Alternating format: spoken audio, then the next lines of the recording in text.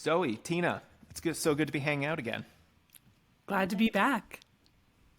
So I've had both of you on the podcast before, but never had both of you on at the same time. So I think this is going to be really fun. This is going to be like the Avengers, having all of you assembled here. So I'm really excited. And I'm glad that we got this opportunity to chat because you both have written a very unique book about running that goes beyond what typical running books are typically about. Zoe, maybe we can start with you. Can you maybe summarize just the main thesis of the book? What would you say is the overarching goal of the book that you've written? Yeah, I would say the overarching goal is to encourage folks to integrate both their own approach to running long term, their approach to connecting with their community long term, and their approach to caring for their planet long term, and seeing how all of those things interrelate, interconnect, and necessitate each other. Yeah. Tina, do you want to add to that? I mean, I am just in awe of how succinct she can be when as people know from my episodes with you in the past, I am not that at all and long and rambly and just I'm in constant awe of how Zoe can do that. What would I add? Well, here's 15 bullet points.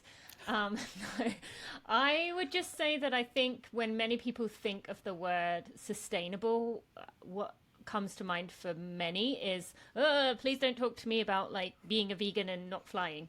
And while, yes, the planetary side of it is an important piece of this, a big part of it is actually like redefining your relationship to running and what it means to you, what your body means to you, and just having a long-term approach that, yes, can include running, racing, having goals, but also it hopefully opens the readers, the listeners' eyes up to so much more that there is to offer about running that we often forget about. And that involves community pieces, but it also involves your own everyday runs, even if you do your runs over the same loop every single day. So hopefully it expands their horizons to what running means to them. I love it. And, Tina, I know that you yourself have been very much involved and passionate about environmental activism and doing what we can to reduce our impact on the environment and our carbon footprint and things like that. And Zoe, you as well. I mean, our podcast episode, I think about 2 years ago, was all about environmental justice. And I really think these topics are super interesting. And, a little fun fact about me is before I started essentially doing running things for my career, I was involved in various environmental companies and, doing carbon offset stuff and working with Department of Energy and the EPA on some of their big efficiency projects. So I love this stuff. I think it's super important. Where did this idea for the book actually come from? Because you guys have been doing, in different forms, this type of work for a while. Where did the genesis of the book really begin? I can definitely take that one. In that I had been thinking with my past as an elite runner, kind of recognizing that I couldn't carry on with my sport in the way that I was going about it as an elite athlete, just burned out. My body wasn't functioning correctly. I know we've covered this on the podcast. And I just knew that there were so many things that I could now see having come out the other side of that. That I was missing out on before because my eyes were glued to the cement in front of me, or asphalt in front of me. I was missing out on a lot, and I was realizing it as I was in this next part of my running journey. And so I wanted to write about that. I'd also always had a passion in sustainability, about environmentalism, and was kind of getting frustrated with people for not feeling the same way, but then also realizing that it really, you don't know what you don't know. And if people don't know any of these things, then how are they expected to kind of view the world the same as I did? And so I spoke to a friend who had written a book with our publisher, and she connected us. This idea was immediately, they were like, yes, absolutely, this is a great idea. But I knew I didn't want to do it alone. I knew that I wanted someone who could bring something really special to it and really make it come alive. And Zoe was my immediate thought when it came to that. So one afternoon, I walked out into my backyard and I called her up. We'd only met a few months before, and we shared the full story of we met because of our love of composting. She had tweeted about composting, and I was like, oh, that's my girl. Like, I love her. She shares about composting too. And we'd met a few months before. We hadn't met in person, but we talked. And I worked up the courage to ask her, and she was like, yes. And kind of went from there. So that's my version of this. But you can ask Zoe if she's got any. Oh my God, I'm blanking on the word. Is it amendments, right? Yeah. Amendments to the story. Yeah, Zoe, what's your Amendments. version of that? All true with the Twitter compost meet cute. Definitely the cutest origin story for an adult friendship I'm aware of. But like going even further back, my background was in environmental journalism, and I think that sometimes for folks, they might see it as counterintuitive that I got into sports journalism. But I'm originally from rural northern Arkansas, and so sport was a big part of like my community and my culture growing up. It's a really potent way to connect with people and to find out, or like to really speak to what matters to them. And I think that that's a really, really amazing way to like bring folks who haven't always seen themselves in the environmental movement, to bring them in and invite them to challenge themselves in the work that we're doing.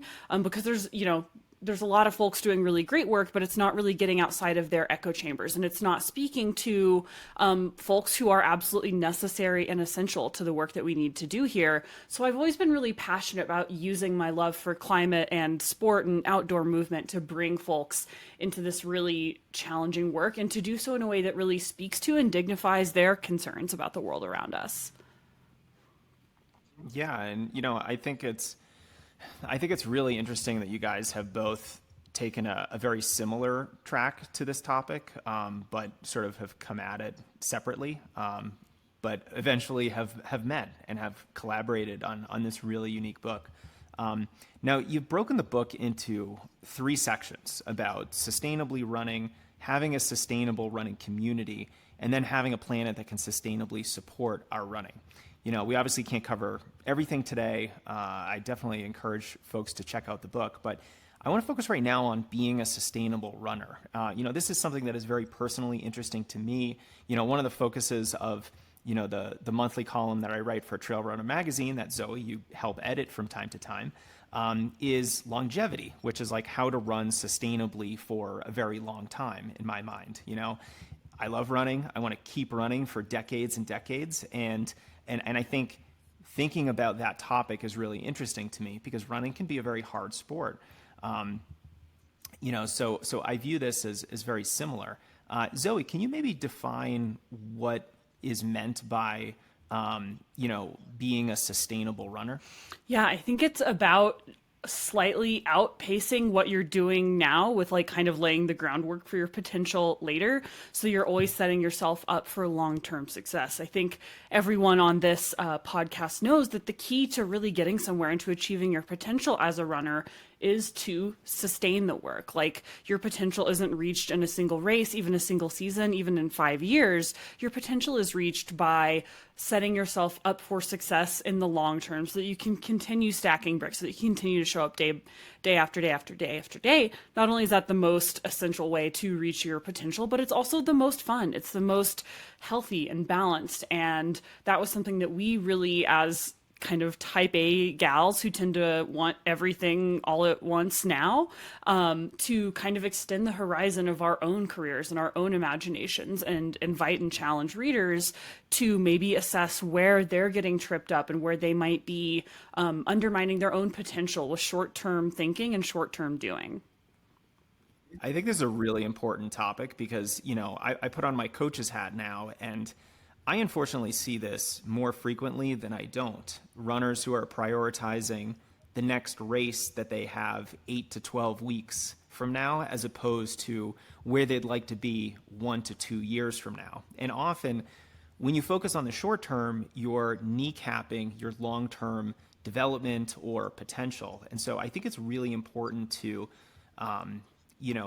always be working for whatever short-term goal that you have. But, I think the way you define that, Zoe, was really, really persuasive, which was, let's always, I forget exactly what you said right when you began that answer, but it was like, let's do a little bit more for future us than we are doing for present us. And I think it's very similar almost to, you have a job and you save money every month, you invest it, you sort of are thinking about your long-term future so that at some point in the future, you've set yourself up for success. Tina, when you think about this topic, with your background as an elite athlete, how did you balance those two? Because on the one hand, you have incentives to perform today. And then, of course, if you want to be a pro runner and have any kind of longevity in that kind of career, you can't just focus on the short term. You've got to focus on the long-term health and sustainability of your running. How do you balance those two? I think I didn't. I think I was absolutely doing the short-term approach. I mean, I always had for me, my goal was always run for Great Britain. That was always my carrot. But I would say that was kind of it'll get done when it gets done, but I'm going to focus on the now.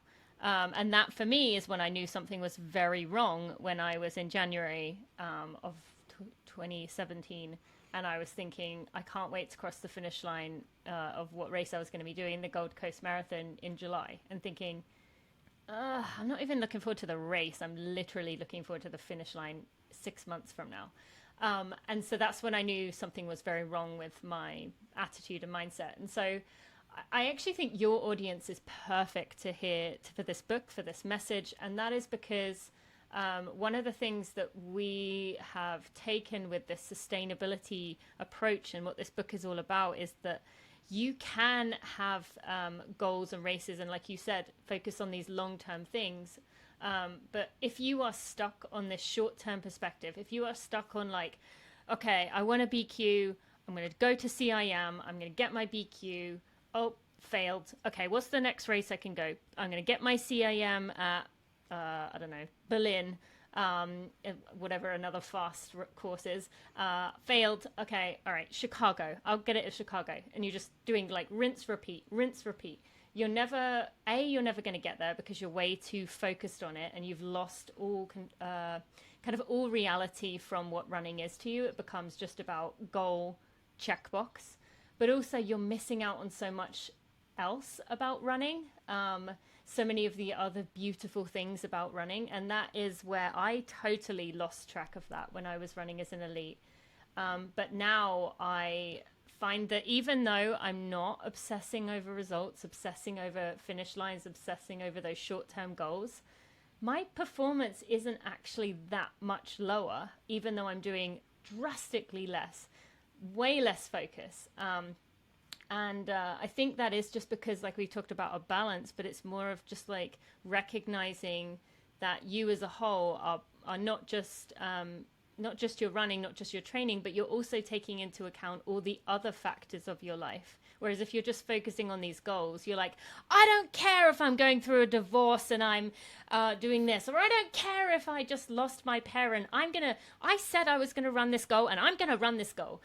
When in fact, all these life changes and things that are going on are impacting you. And Jason, I know you've talked about this with John Levitt. I'm sure during that period of time for you, it was tough to get your training in or tough to focus on something. So I hope we at least tried to show people that there's so much more to your long term than just that setting goal, achieving goal.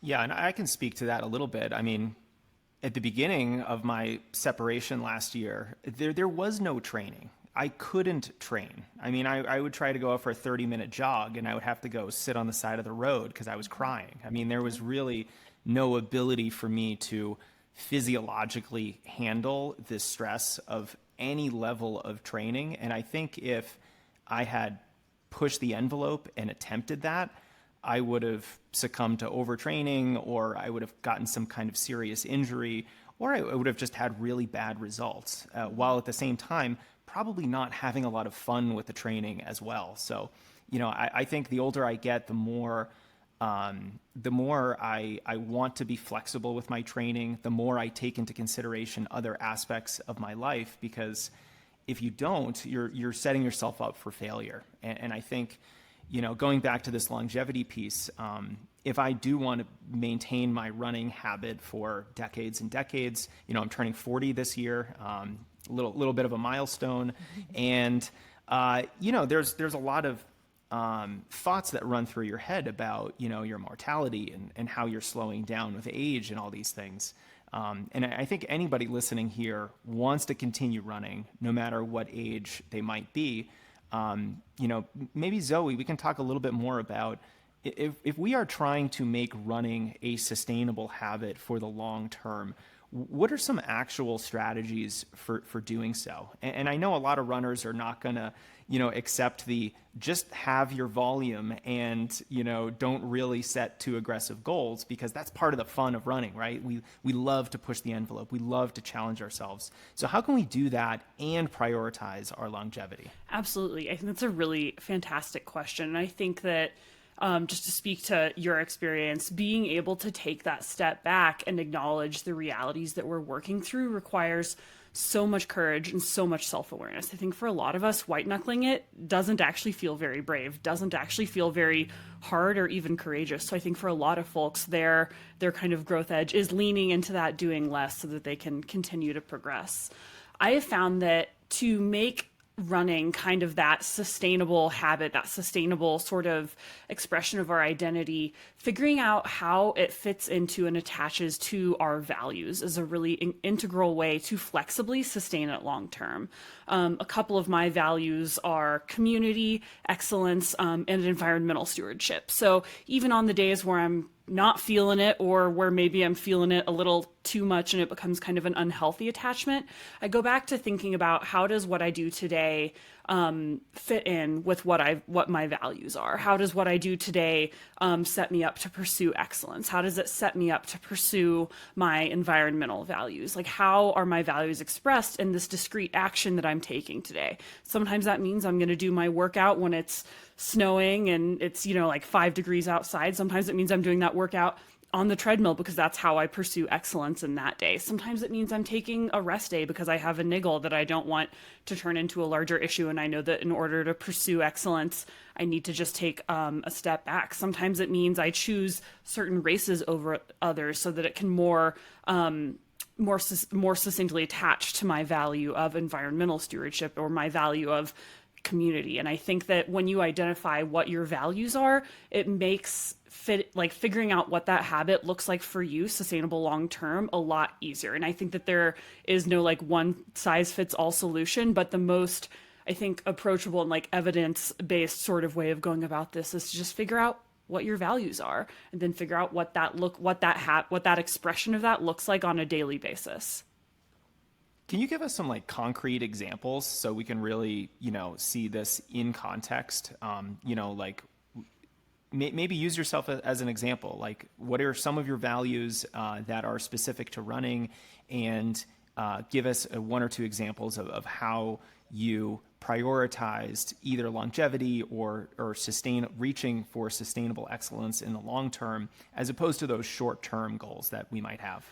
Yeah, I think, again, a couple of my values were excellence, environmental stewardship, community. I also really highly value fun. And so finding, I'm just thinking about how I constructed my race schedule. I long-term would like to compete at a higher level. So I need to kind of reverse engineer some controlled opportunities to race at more competitive events. So I'm racing Run Rabbit in the fall, and I'm racing Never Summer 100K this weekend to kind of gear up for that. And one of the reasons I picked Never Summer is because it sounded really fun. It's local and I can camp at the start and finish line. So it kind of speaks to that environmental value. It's kind of known as being a really high quality grassroots event. So it speaks to that kind of community value for me. And it has a pretty solid lineup of competitive women. So it kind of speaks to that pursuit of excellence for me. And it helps plug me into that longer term pursuit of excellence, which racing at Run Rabbit this fall is one step on the way. Longer term, I would like to go back to Western states. And I feel like that's kind of, that goal specifically isn't the thing I feel the most attached to. I feel like that goal is a really great sort of shorthand for chasing my value of excellence in the trail running world. And so kind of, for me today, excellence looks like I'm taking a full rest day. I'm racing next weekend. I need to feel really, really rest. I need to feel really good. I need to get my glycogen stores rocking and ready to go. So excellence for me today means a nap and a baked potato. What is that on is that just baked fantastic. potato? I really like cilantro and sour cream.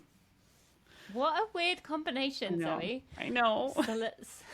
I don't think that's very weird. I think that's pretty standard, right? Isn't that pretty much No. on every loaded baked potato that you No, can baked purchase potatoes out there? are for baked beans. Clearly, that is. Oh, that the is only excessively purpose of baked British, potato. Tina. Yeah, your British is showing, Yeah. Tina. Yes.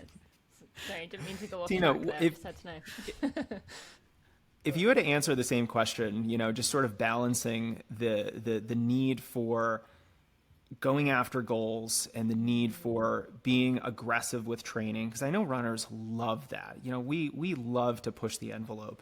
How can we do that in a sustainable way while speaking to this idea that we want to run for a very long time? Like, what are some actual strategies? I know that you maybe struggled with this when you were a pro runner. Now that you have the gift of hindsight, if you could look back and maybe wave your magic wand, how would you maybe change how you did things so that you might be in a slightly different position today, just in terms of your longevity in the sport or things like that? Yeah, I mean, in some ways, I am getting a bit of a second chance here. I have signed up for a goal race at the end of October, to which Zoe is pacing me the last 20 miles, which is a really cool interaction we're going to have.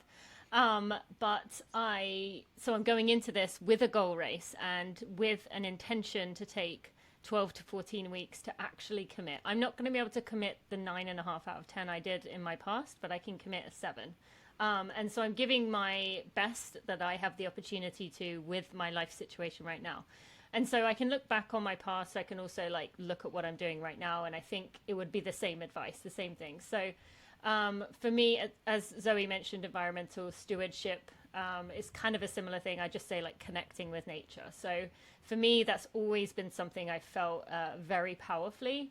And so a simple little thing that, for me, as someone who loves to be outside, I love to do during my long runs is to touch trees as I go by. Just go by, put my hand on them, slow down a little bit, say, hi, beautiful, or just feel it under my hand. And that's something that reminds me that I am connected to nature, that I am out here in a beautiful place, that these trees, especially the big ones, what have they seen during their lifetime?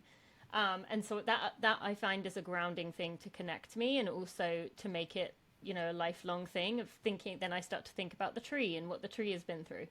Another thing that, same as Zoe mentioned, for me is fun. And I'm really trying to pursue that even though I'm training for a 100K, I jumped in a 1 mile race, after my, less than a month after my last ultra, because it sounded fun. I'm going to do a track 5K, even though I'm probably going to run minutes off my personal best. I'm just going to do it because it sounds fun. And so finding ways to keep it interesting, keep it enjoyable, and lean into those other parts of me as a human being that interest me. So maybe I know Brittany Charbonneau is always one of the examples I use as someone. She's I think Funny Runner 26.2 or something on Instagram. She does themed weeks where she might dress up as circus animals for a week, or she might she did the Disney World, the Dopey Challenge, doing those 4 races where she dressed up as Disney characters and she embodied those characters. That is a beautiful example of a way to think about the long-term approach, but also to have fun with it, also to make it about so much more than the running, and yet still be able to run fast. I think she ran a 2:46 in her final race, the marathon, after doing a half, 10K and 5K in the days preceding.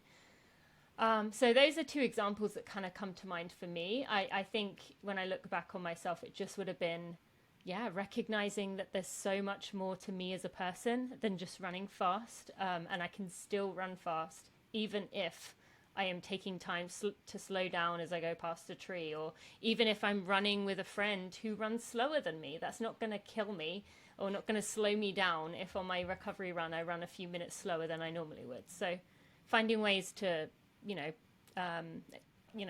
just keep it interesting, I suppose. Tina, would you say that part of this strategy is to simply have less anxiety around your training? Because it seems like a big part of this is just you not worrying about every tiny detail of your training. Maybe one day you run with a slow friend. Maybe another day you go on a trail long run instead of a road long run, even though you're training for a road marathon, say, for example. Is it fair to say that maybe runners overly focus on all the tiny details of training, and maybe if we were to step back a little bit, have a little bit more fun, focus on our community and our long-term position in the sport, we would probably have the same results, but we may have a lot less anxiety and a lot more fun doing it. For sure, absolutely. I mean, I don't know. For me, yeah, I guess it is anxiety. I saw it as just like a control. That was more what it was for me, of like trying to like control everything I could possibly control. And I've let go of that control now. I used to think when I'd finished a race, like, oh no, everyone's going to look at my time and they're going to see how slow I ran. And when no one was really concerned, and if they were concerned enough to look up my time, they're either a friend who cares and they just want to send love, or they're a troll who I can't please no matter what I do. And that, so yeah, now it is letting go of that. And you are absolutely right that I think there's so much to be gained, especially with those easy runs. So actually I have a good example. A few weeks ago, I was in Chicago and I was going to do a workout, and I did do a workout, but I decided in my warm-up I was going to jump in the lake. And so I did my workout, I finished, and then I jumped straight in the lake. And that made it fun. It was still a workout day. I still got in what I needed to do, but I made it a bit silly. And so, you know, it's just things like that, just finding ways to keep it up, keep it light. And a lot of that does involve community. Maybe that's, going to a group run and chatting to some slower runners who are just like in awe of you, because even if your 9-minute pace might feel slow, to them as 11, 12, 13-minute runners, they might feel just so excited that you're there, and you get to hear a cool new perspective on running, even if on that day you're running 11, 12-minute pace. I mean, that's not going to affect your race day. It's probably actually going to leave you better set up for your next workout. And so, yeah, I think you hit the nail on the head.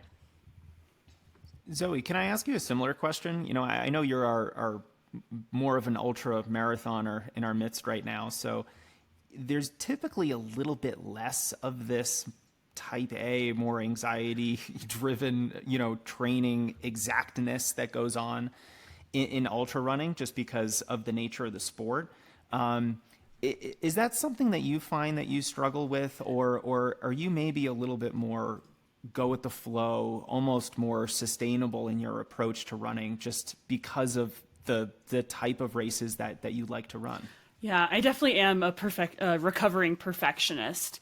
And I think that ultra running, particularly like at the front of the pack, does still attract a very type A person, but it is more self-select for folks who have a better problem solving and like flexible approach, because unlike running around a climate controlled oval, or unlike running an exactly 26.2 mile course and trying to hit exact pace splits, there is much more that the sport at its highest levels even demands much more flexibility and much more ability to respond to a changing reality like the day of.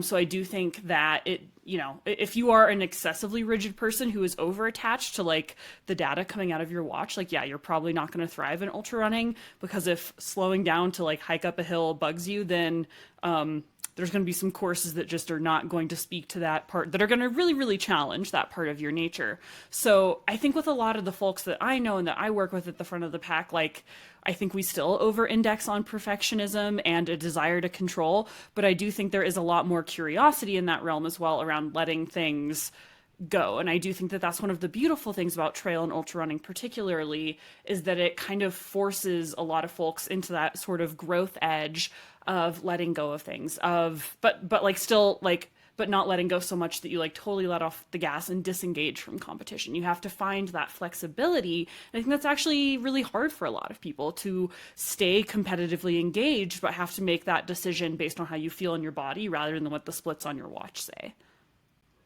Yeah, I'm also a recovering perfectionist, just because of my background as a track athlete. And so, I'm used to looking at my watch every 100 meters on a track to judge how even my splits are. Oh, you weren't one of those. I was one of those, Tina. But, you know, it did get me really good at pacing. For a period of my running career, I was just amazing at pacing. But now that I'm living in Colorado, I'm doing a lot more trail running. I have had to set aside that side of me so many times, and I have chafed against it. It has been uncomfortable, but I feel like it has been a wonderful growth opportunity for me, because I do feel like that mindset, while it's really good at helping you get good at pacing, is probably good at helping you nail your workouts. I do think in the long term, it's probably not beneficial for, you know, your mental health and your longevity in the sport, because it just adds a lot of anxiety. And I felt like I was, you know, freaking out going into the mountains, trying to do these runs, and I was hiking up hills, and that was really bugging me. And, you know, my paces were all over the place. You know, if I was averaging a 9-minute pace in the mountains, it wasn't 9-minute pace every mile. It was like, you know, like you guys know, 1 mile's 7 minutes, the next mile's 15 minutes. And, you know, it's just all over the place. And I do think maybe a helpful strategy for injecting a little bit more sustainability into your training is to put yourself in positions where you can't over-index on specificity. Maybe it's a trail run. Maybe it's a group run. Maybe it's running with a friend or two who might be a little bit slower than you, where you're not really worrying about the pace. You know, maybe this is a recovery run, and that's completely okay. And I think that perspective is really good for the overall sustainability of your mental health as a runner. Can I ask you a question, Jason? Yeah, of course. When you first started doing that, did you find it, because for me, and I think many of us who come from track and road, the fear is I don't want to roll my ankle or twist my knee in the trails. Did you struggle with that part at the beginning? Because I think that seems to be a barrier for a lot of people, is I don't want to injure myself. No, that wasn't a problem for me. You know, I was fortunate to have run on cross country and even track teams for most of my high school and college career, where we did a lot of our easy runs on trails. So I was very comfortable on trails. You know, of course, running trails in Massachusetts and Connecticut, where I went to high school and college, are a little bit different than the trails you find here in the Front Range. You know, I don't think they're any less or more technical. They could be a little bit different. So I was never really worried about rolling my ankle. I've also never sprained my ankle at all or rolled it to such a degree where I had to stop my run. So, you know, maybe a little bit of this is I've been fortunate to not have that injury, so I don't have that fear, you know, kind of lying dormant in my brain. But I've always been a little bit more aggressive on trails. You know, like I don't really care that it's technical. I just want to bomb down that hill. I love to feel the wind in my hair on a beautiful, I don't have any hair anymore, but you know what I mean? Where I just love that feeling. And I think that precluded me from worrying about, you know, my ankles or getting injured or even falling. You know, I'm good for probably 2 good falls a year, and I'm okay with that. So then if I can ask one more follow-up for someone who listening who is afraid of rolling their ankle, is afraid of hurting themselves, falling over, like they might see trail runners fall over all over the place with these bloody faces and knees and stuff. As you're the coach here. So what would I say to someone who is afraid of that? Mm-hmm. Well, I would say exposure therapy in this regard is probably quite helpful. So just getting in a lot of experience on the trails, and then doing more of your slower runs on trails where you're not trying to run fast. You're not trying to put yourself in a position where you're trying to run at speed on something technical. You know, that's where things can typically go wrong. Another scenario where things can typically go wrong is, you know, when you're really tired, you know, your nervous system is fatigued. You start, you know, not picking up your feet quite as much, and you're shuffling, and next thing you know, you're tripping over things. So if someone is a little bit more wary of hurting themselves trail running, the thing I would say first is don't do anything difficult on the trails. Let's get some exposure on the trails. Let's do easy runs, short runs. And the next thing I would say is just make sure that even if you are wearing trail shoes, if you're predisposed to this kind of an injury, it might be beneficial not to wear like the most supportive, rigid, heavy shoes, because you lose out on ground feel, you lose out on just being a little bit more nimble on your feet around some of that technicality. So I think just being more aware of how you're interacting with the ground, as well as not putting any pressure on yourself to run fast or very long on trails, is what I think is two good strategies to start with. Thanks. What would you say, Zoe, for an aspiring trail runner, Yeah. since you're I think just almost kind of, exclusively a trail runner, right? oh yeah, yeah. I mean, yeah. I would say make peace with the idea that you will fall, and also make peace with the idea that you will fall and it will likely not be as bad as you think. Falling is inevitable. I would also say if you don't fall, you're probably not pushing yourself hard enough. I'd also say if you're falling all the time, maybe we need to do a little bit of core stability, and some like proprioceptive work to rectify that as well. But I think that, yeah, I mean, I used to be a climber as well, and like I used to really be challenged around lead climbing, and I would have to like go to the rock gym and like practice taking falls on lead because I just needed to develop some comfort around that. And the only way to get more comfortable is to do it. Do you need to go out and practice falling? No, you do not. I do not recommend this.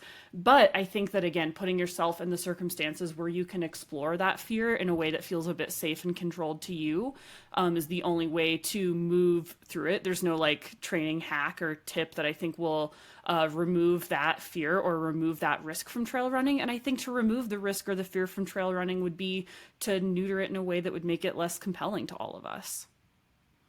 Yeah, 100%. It's probably sacrilege too that I didn't mention any kind of core work or strength training or stability, given my Coach's license my brand here. revoked. Yes, but I think that's a valuable point too. You're probably going to rebound from a fall or even a rolled ankle better if you are a little bit stronger, have a little bit more coordination and proprioception and all those really great athletic skills. Let's get back a little bit more to sustainability. Zoe, I want to ask you maybe a provocative question. You know, I want to ask you specifically, is there any tension between long-term running, being able to run, you know, well into what I'll call old age, and also what I'll call extreme expressions of our sport? So in other words, can you run for a lifetime if your thing is running 100-mile races? And I know that is something that you do, that you love to do. So how do you kind of balance that in your mind? Because it's definitely something that is I think extreme, something that a lot of folks is like, oh, I could never do that. And maybe isn't the best thing for your body in the long term. I'm just curious how you think about that. Yeah. Oh my gosh. A, I love being provoked. Thank you so much for this question. And B, there definitely is tension there. And that's something I am trying to figure out in my own and of one way. And I would also love to see more like explicit studies of down the road, particularly on female identifying athletes, because we know that female identifying athletes recover from these longer events in ways that are pretty different than you know, male runners with higher levels of testosterone. I know for myself, as someone that loves and is passionate about the 100-mile distance, I have to be very discerning and, again, make sure that my goals really are aligned with the realities of my life and with my values, so that mentally and emotionally I can sustain the effort it takes to give them my best effort, knowing that no outcome is ever guaranteed, even if you execute training to the best of your ability. And I think that's what excites me about the distance. I will say that also, if you are unconvinced that running 100 miles is hard on your body, doing it will sure convince you, because goodness gracious, I struggle with I feel like mentally, emotionally, and cognitively, it really kind of takes me on a bit of a roller coaster ride. And I have to be so conscious that not only do I really take time to let my body heal, but I also really am extra attentive to my mental health, from the amount of focus that it requires, from the amount of just hormonal swings that will impact my I find a lot of challenges around focus and just mental emotional regulation in the days after events, usually over 12 hours, anywhere in the 20 hours. It's also quite a struggle. And I think that, again, some folks' physiology responds really differently. That's awesome. But I think that there's always going to be a tension there. And I think that knowing that each of those events is a very extreme but also like tender experience for me makes me feel even more connected to it, because I know it's a pinnacle experience. I know I can't go to that place very frequently in my lifetime, and I think that that makes me treat that experience and my body and my mind and my heart and legs and everything afterwards makes me treat it with much more affection and appreciation and gratitude, because that's the only answer I really have for addressing that tension, is just like kind of standing in awe of what I'm able to do and knowing that I'm not able to do it all the time. I think one of the things I'm learning from both of you is that, maybe the key to this whole big problem that we're talking about, this big question, is intentionality. It's really being intentional about how we're training, the races that we're choosing, how we're going about, that whole thought process, how we're interacting with the rest of our community, the choices that we're making. And if we were just to step back, Tina, or I'm sorry, Zoe, you were saying earlier about, making decisions that align with your values. And I think that is such an intentional way of making these kinds of decisions. And I think we can all learn from that, because if we can make more intentional decisions and really step back and just say, what do I really want to do? And then let's organize my running around those big goals, which I think almost by definition, the bigger the goal, the more long-term you have to think about that goal. So I think that's super valuable, really helpful for runners to wrap their heads around. I do want to transition a little bit and talk more about a sustainable running community.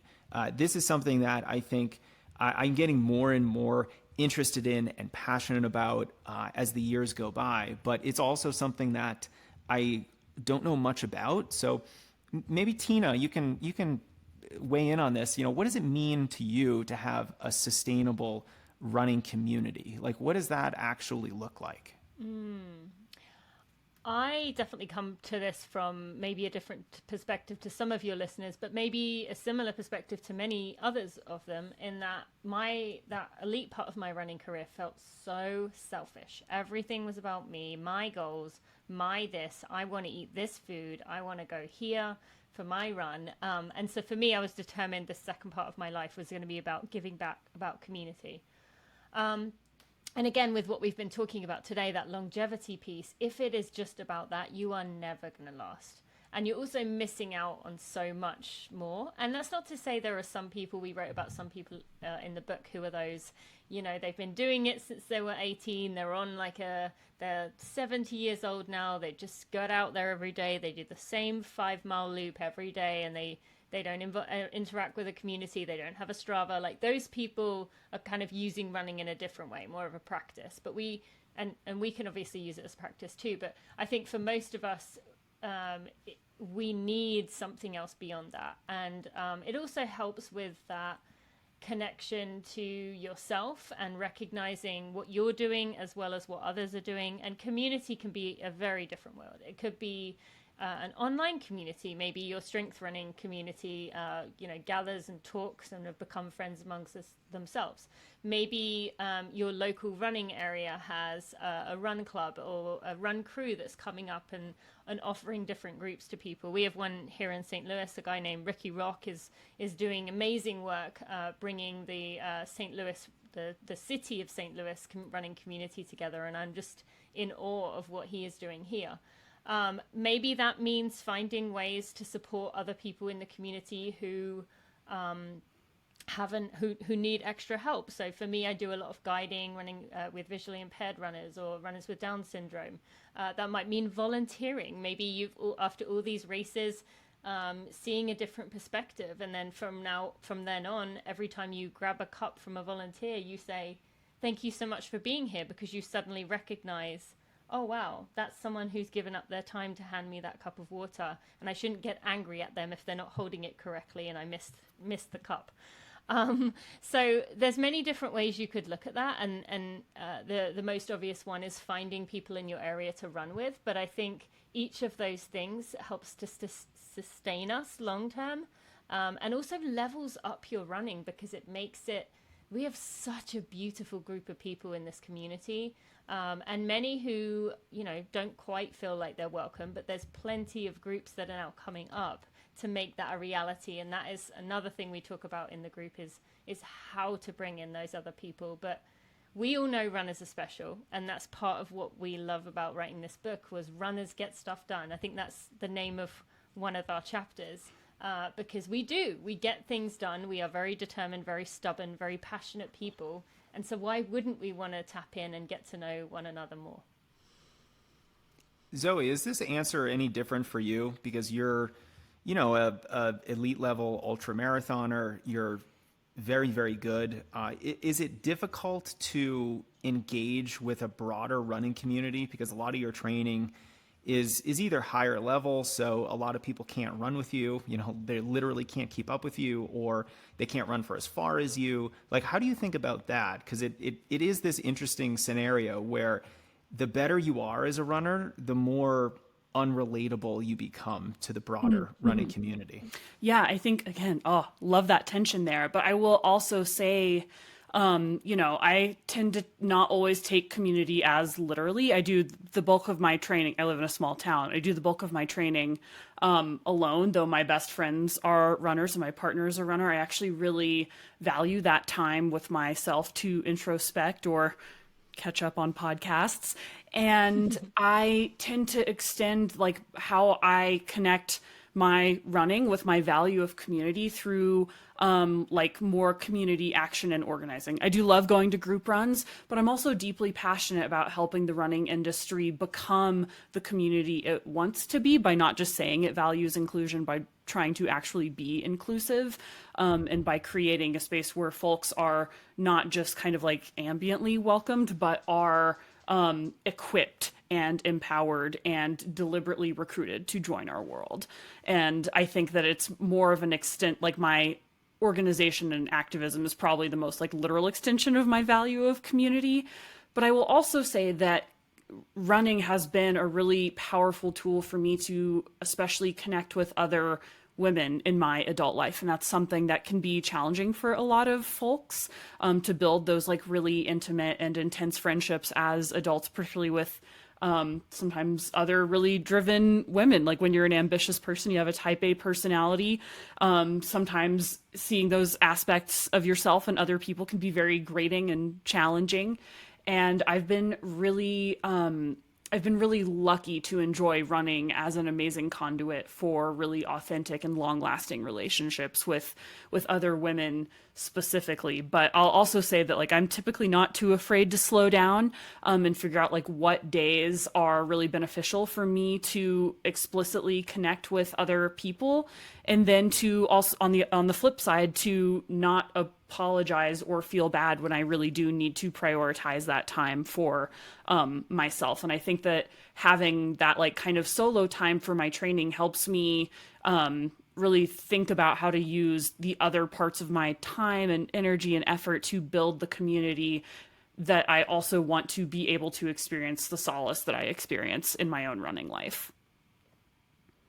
This makes me think about, sort of our role, our collective role as people who are just involved in the media side of the sport of running, whether it's through podcasting or writing articles or, creating videos to help runners. There's a lot of things that we do that give us a bigger platform. And I'm just curious, how can folks like us who are involved in this landscape foster more community in the sport? Like what are some things that we can do that maybe we're not doing or that we could do better? I think that doing the long-term work of authentic relationship building and continuing to seek out and adequately compensate folks of diverse backgrounds to do this work. I think that, a lot of really well-meaning white people doing their best is only going to get us so far. And we need to really directly build a world where folks of different backgrounds are also doing this work and trusting that that work will be better in that specific arena. And I've just been really excited to see how many other folks of different backgrounds have been given platforms. And I think that my best advice would be to never, anytime someone is trying to sell you this like zero sum game sort of narrative around media attention, they're lying. They're trying to sell you something. We should be growing the pie for everyone. There is plenty of resources in this industry, particularly, to go around. And the more people we invite in and the more people that we lift up and allow to lift others up, the better off we all will be. I love it. I love it. Guys, this was really interesting, and I can't wait to read more of your book, Becoming a Sustainable Runner, because I think it's just very unique. It fills a hole in the running book market that I think needed to be filled, and I think it's going to really open up a lot of runners' eyes at ways in which they can not only improve their running, but improve the small running community that they might have around them and improve their relationship to the environment along the way. And we didn't even really scratch the surface of, a lot of these issues. So I really hope folks check out the book. Where can folks find the book, learn more about both of your work? Give us the good plug right here. Yeah, we've made it nice and easy. You can go to becomingasustablerunner.com and you can find links there to all your favorite retailers. It is available Amazon worldwide, as well as the major retailers in, I can't say every country. I can't speak to every single country in the world, but I would imagine where most of your listeners are from, the US, the UK, Europe, Canada, Australia, you can definitely access it in all those places. And then, so that's the easiest way to go find the book. Make sure you get yourself a copy. And then I'll say my social media, and I'll let Zoe share her own. I host the Running for Real podcast. You can find me at Tina Muir, MUIR 88 on Instagram. And my website is runningforreal.com. Yeah. Buy the book, support your local independent bookseller. Also available in Tina's gorgeous British voice at Audible. I'm Zoë Rom. You can find my work on Trail Runner, Women's Running, and Outside Magazine. And you can find me online on Instagram at carrot_flowers_Z. I'm so glad that you mentioned that, Tina, you read the book for the Audible version of this, because I didn't say anything earlier, but just hearing you say the word composting was fantastic for me. You said it in such a wonderful British accent. And if I had to listen to an Audible book, I would want someone with your accent reading it. And I think that's just amazing. It's like ASMR for enviro nerds. Yeah. So I love say composting.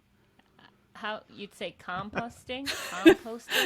Composting. That's what you'd say, right? I like your Composting. sound. Yeah, that sounds like my Arkansas accent for sure. Been around you. Yeah, I'm not sure what I say. Composting. So it's a long O for the second O, where I think you might have a short O. Composting. Yeah.